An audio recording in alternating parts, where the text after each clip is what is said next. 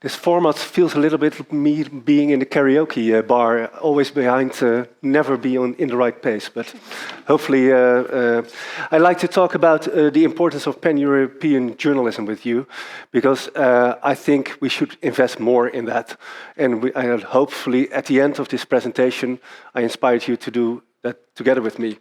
In 2013, in the middle of the European debt crisis, the number of journalists focusing on EU peaked at 1,330. There was a high need of journalism about European, and since then we have seen the European Union face big issues like migration, Brexit, COVID, climate change, the relationship with China, and of course the war with Ukraine. In looking for the right response to this crisis, the EU has gained significantly more power in many areas like budget control, border security, health policy, energy market, and even the defense force. The power of industry realized this a long time ago. There are an estimate 30,000 lobbyists roaming around the European capital. In effect, corporations and interest groups are constantly trying to influence the decision-making process. But instead of this leading to more journalists, we witness a decline in journalists.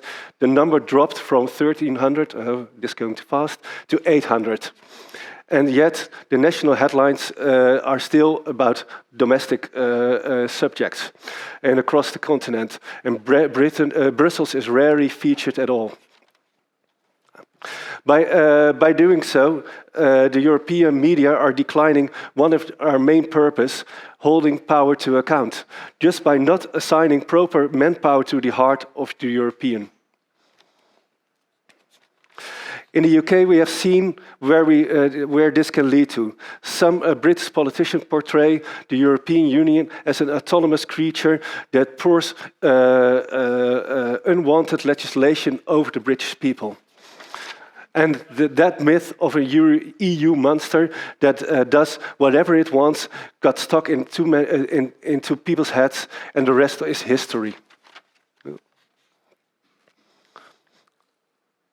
But of course, there's a pivot in this presentation, and this is the point. We can change this. We can decide to have put more journalists into the center of Europe, and there is a great cause, and we have elections next year.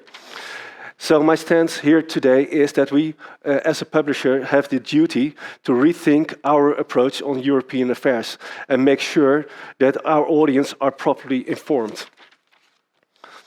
And the best thing, Brussels is a gold mine, and the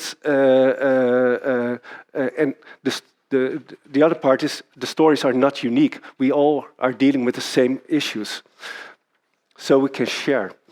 And this photo is from last week when we celebrated the existence of our own Brussels desk of 6 people, and which is surprisingly the largest group of investigative journalists in Europe. That makes me proud and worried at the same time. We publish, of course, our own investigative stories and about the typical follow-the-money topics, but more important, I think, is that we are doing cross-border investigations as well, in which we are doing the heavy lifting by building data sets on European issues like the recovery funds and share it with other newsrooms so we can publish and join together to increase our impact.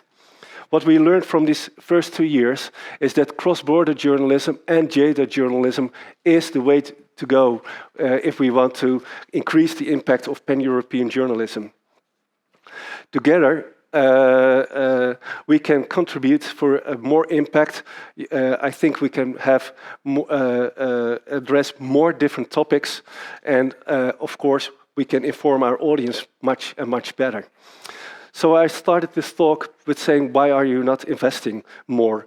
And with this title, of course, I want to grab your attention, but I also want to reach out my hand today and say, please join me on this on this goal. Thank you very much. Yeah.